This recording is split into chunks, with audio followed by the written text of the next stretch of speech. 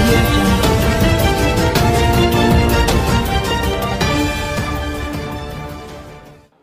కాబట్టి ఇవాళ తెలంగాణ సమాజానికి ఈనాడు విముక్తి దినం. ఈరోజు సెప్టెంబర్ 17 ఆనాడు తెలంగాణకు విముక్తి జరిగితే మళ్ళీ రెండోసారి సెప్టెంబర్ 6 రోజు కేసీఆర్ కుటుంబం నుంచి తెలంగాణకు విముక్తి జరిగింది. అన్నిటికంటే కీలకమైంది చంద్రశేఖరరావు గారు ఎట్లా మాట్లాడుతున్నారంటే ఎలక్షన్ కమిషన్ మేనేజ్ చేసేసినాం, ఎలక్షన్ కమిషన్ మేము కొనుక్కున్నాం అన్నట్టుగా మాట్లాడుతున్నాం. మా వినోద్ పోయింది అన్ని మాట్లాడినా అన్ని అంటే ఏందా చీకట్లో మనం మాట్లాడుకోరా. ఈయన రద్దు చేస్తాడంటే రద్దు చేయకముందే ఆయన నవంబర్లో ఎన్నికలు పెడతా అన్నాడంట. ఇది ఎక్కడైనా జరుగుతుందా? చీకటి లావాదేవీలు జరుగుతాయి తప్ప ఇట్లాంటి పరిస్థితులు రావు. అసలు ప్రభుత్వమే రద్దు కాలేదు. రద్దయిన ప్రభుత్వాన్ని గవర్నర్ గారు కేంద్రానికి పంపించలేదు. కేంద్ర హోంశాఖ ఎన్నికల కమిషన్కు తెలంగాణలో ఎన్నికలు పెట్టాలని నివేదిక ఇవ్వలేదు. ఏది జరగకుండానే నవంబర్లో ఎన్నికలు పెట్టేస్తారు, మాకు 100 గెలుస్తాయని చెప్తున్నాడు చంద్రశేఖరరావు గారు.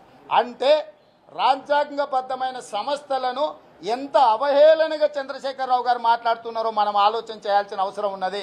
తెలంగాణ ప్రజలను, తెలంగాణ సమాజాన్ని ఒక ప్రయోగశాలగా మార్చండి చంద్రశేఖరరావు గారు.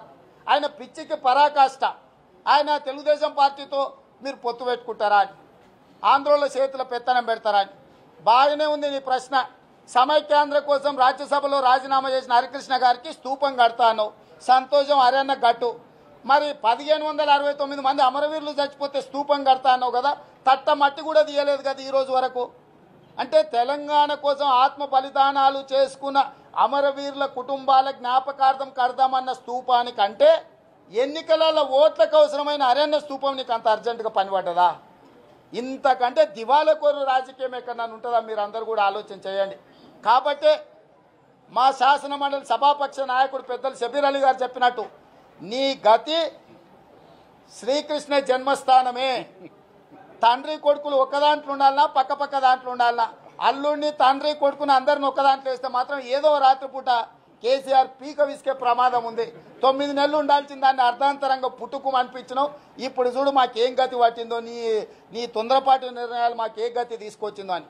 చివరిగా మాకు అర్థమైంది, మాకు అందుతున్న సమాచారం, కుటుంబ తగాదాలు తీర్చడానికి బావా బామ్మార్దుల మధ్యలో పంచాయతీ తెంచలేక, వాటాలు పంచలేక, కేటీఆర్ను ముఖ్యమంత్రి చేస్తా అంటే తిరుగుబాటు చేస్తాను హరీష్ రావు గారిని ఒప్పించలేక, మెప్పించలేక ఉన్న పలంగా ఉన్నదించేసిండు.